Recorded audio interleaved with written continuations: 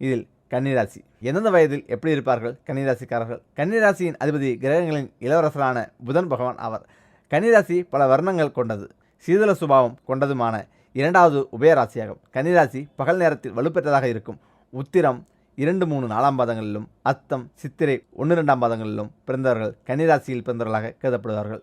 உடலமைப்பு. கன்னிராசியில் பிறந்தவர்களுக்கு பெண்களிடம் காணப்படும் அச்சம், கூச்ச சுபாவம் யாவும் இருக்கும். இவர்களின் தோற்றத்தை வைத்து வயதை கூறிவிட முடியாது. எதையும் கூர்ந்து கவனித்து மனதில் நிலைநிறுத்திக் கொள்ளும் அபார ஞாபகசக்தி கொண்டவர்கள். நடுத்தரமான உயரமும் இயற்கையான அழகும் பெற்றிருப்பார்கள். இவர்களுக்கு கோபம் வருவது அரிது. வந்தாலும் ஓரிரு பேச்சோடு நிறுத்திக் கொள்வார்கள். அழகான இடையும் அடிமேல் அடியெடுத்து வைத்து நடக்கும் இயல்பும் இவர்களுக்கே உரியது. எவ்வளவு அவசரம் இருந்தாலும் இவர்களிடத்தில் நிதானமும் இருக்கும். இவர்களுக்கு நீண்ட ஆயுள் உண்டு என்பது மட்டும் உறுதி. குணாமைப்பு. கன்னிராசிக்காரர்கள் எப்பொழுதும் மகிழ்ச்சியாக இருப்பதையே விரும்புவார்கள். உலக விஷயங்களை கேட்டு தெரிந்து கொள்வதில் அதிக ஆர்வம் இருக்கும். பேச்சிலும் செயலிலும் முடிந்தவரை பிறர் மனதை புண்படுத்த மாட்டார்கள். குறிப்பிட்ட வேலையை குறிப்பிட்ட நேரத்தில் செய்து முடித்து விட வேண்டும் என்று நினைப்பார்கள். சூழ்நிலைக்கு தங்களை மாற்றி அமைத்துக் கொள்ளும் குணம் கொண்டவர் ஆதலால் இவர்களை யாரும் எளிதில் ஏமாற்றிவிட முடியாது. எவ்வளவு அவசரமான காரியமாக இருந்தாலும் மற்றவர்களின் சௌகரியங்களை ஆராய்ந்து செயல்படுவார்கள். நல்ல நடத்தையும் வசீகர தோற்றமும் படைத்த இவர்கள் அனைவரிடத்திலும் சகஜமாக பழகுவார்கள்.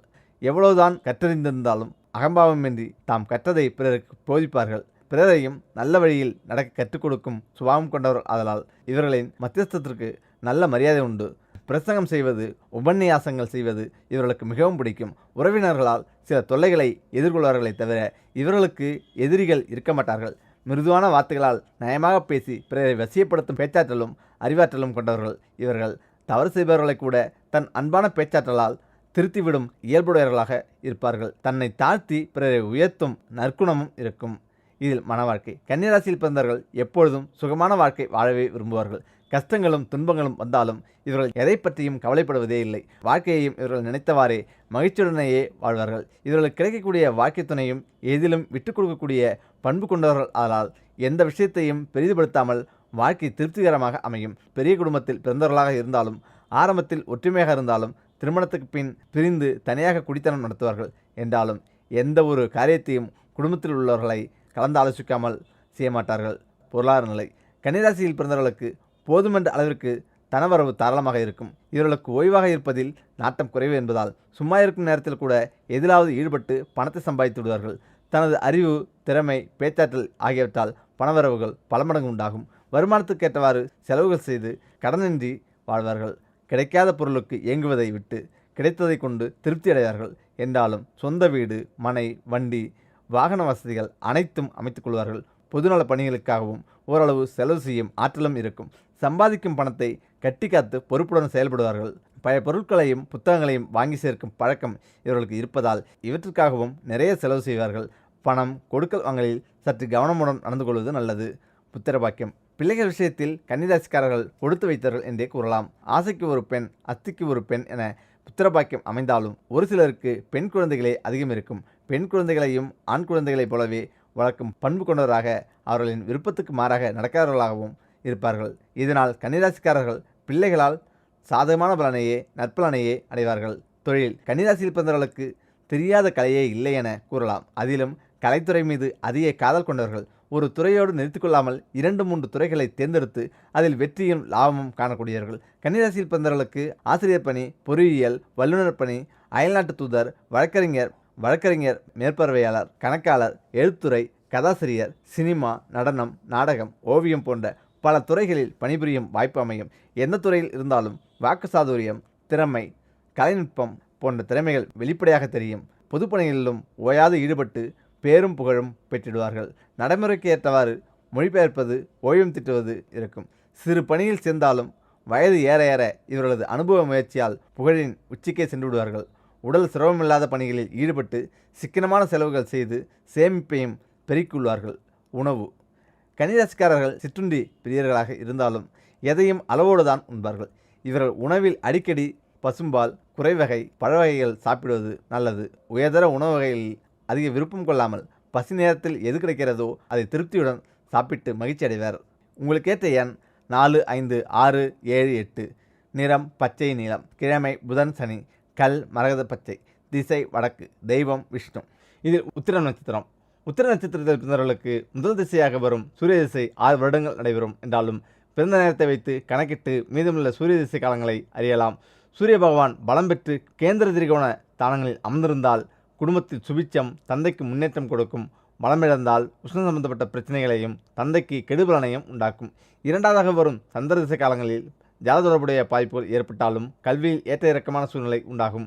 மூன்றாக வரக்கூடிய செவ்வாய் திசையிலும் எதிர்பார்த்த அளவிற்கு முன்னேற்றம் ஏற்படாது என்றாலும் எதிர்நீச்சல் போட்டாவது முன்னேற்றத்தை அடைந்துவிட முடியும். நான்காவதாக வரும் ராகு திசை மொத்தம் 18 வருட காலங்கள் நடைபெறும். ராகு நின்ற வீட்டதிபதி பலம் பெற்றிருந்தால் பல வகையில் யோகத்தை அளிக்கும், கோடீஸ்வரனாக்கும். அடுத்ததாக வரும் குரு திசை. குரு திசை காலங்களில் ஓரளவுக்கு ஏற்றத்தை அளிக்கும். ஆறாவதாக வரும் சனி திசை காலங்கள் 20 வருடங்கள் உயர்வான அந்தஸ்தினை அள்ளி கொடுக்கும். உத்திர நட்சத்திரக்காரர்களின் தலமரம் அலரி மரம் மற்றும் இலந்தை மரம். இம்மரத்தை தொடர்ந்து வழிபாடு செய்தால் நல்ல பலனை பெற முடியும். இந்த நட்சத்திர ஜோடியை மார்ச் மாதத்தில் இரவு 12 மணிக்கு வானத்தில் காணலாம்.